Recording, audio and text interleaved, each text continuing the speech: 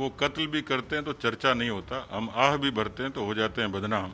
पिछले 6 महीने से वो सरकार में है, सत्ता में है और बाड़े में बंद है। तो बाड़ाबंदी का शब्द जो है उसकी आविष्कारक कांग्रेस पार्टी और उन पर सूट करता है।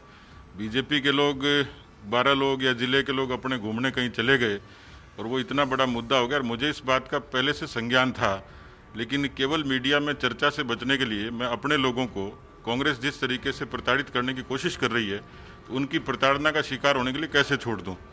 इसलिए वो गए हैं। हमें जल्दी 2 दिन 5 दिन में विधायक दल की जब बैठक बुलाएंगे सब लोग आएंगे।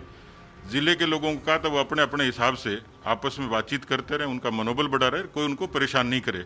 मुझे कुछ ऐसी जानकारियां थी कि कांग्रेस पार्टी के मौजूदा सरकार के लोगों ने हमारे अपने विधायकों के बारे में भ्रम फैलाना शुरू किया, अफवाह फैलानी शुरू की। सोशल मीडिया में और बाकी दूसरे इंडिविजुअल मैसेजेज में विधायकों का नाम लेके उसका उल्लेख करने की कोशिश की। हमारा विधायक दल पूरे तरीके से इंटैक्ट है, ये राज्यसभा में भी देखा था। आशंका उनको है, हमारा किसी विधायक पर अविश्वास नहीं है, सब लोग एकजुट हैं।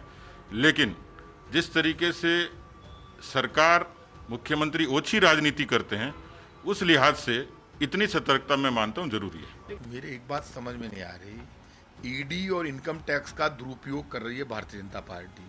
ईडी के नोटिस राजस्थान का ऐसा कोई मंत्री नहीं, चाहे उनके फादर 80 साल के हो, किसी का भाई हो, सबके ईडी ने नोटिस भेज दिए। डराने की कोशिश ईडी कर रही है। मुख्यमंत्री अशोक गहलोत के भाई के यहाँ पे तो सर्च कर दी।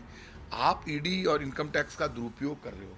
और अब आपके एमएलए यदि आपके अंदर असंतोष है तो सतीश पूनिया जी से और राजेंद्र राठौड़ साहब से मैं कहूँगा कि वसुंधरा जी से जाके मिल लें, माथाफोड़ी मिटाएं।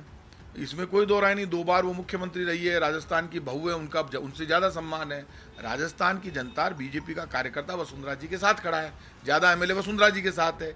उनसे बिना पूछे आप कोई गलत षड्यंत्र करोगे अपने आप को बड़ा नेता साबित करने के लिए, आप दिल्ली जाओगे, दिल्ली बीजेपी वालों से जाकर कहोगे 100% कांग्रेस के इतने 19 बागी हो गए हैं, 3 निर्दलीय विधायक हम ले आए, 22 हमारे पास संख्या हो गई है, और आप चिंता मत कीजिए, अब वसुंधरा जी का जमाना तो खत्म हो गया और हम सरकार को गिरा देंगे। इसी दौरान कैलाश मेघवाल जी का बयान आता है, वो कहते हैं भाई ये भंवरलाल शर्मा तो वही है जिसने आदरणीय भैरव सिंह जी, जो हमारे पिता थे, भैरव सिंह जी की सरकार को गिराने की कोशिश की। आप इस तरह की राजनीति राजस्थान में नहीं है, आप इस तरह की राजनीति मत कीजिए। ये कैलाश मेघवाल जी का बयान आता है, आप सब देखते हैं।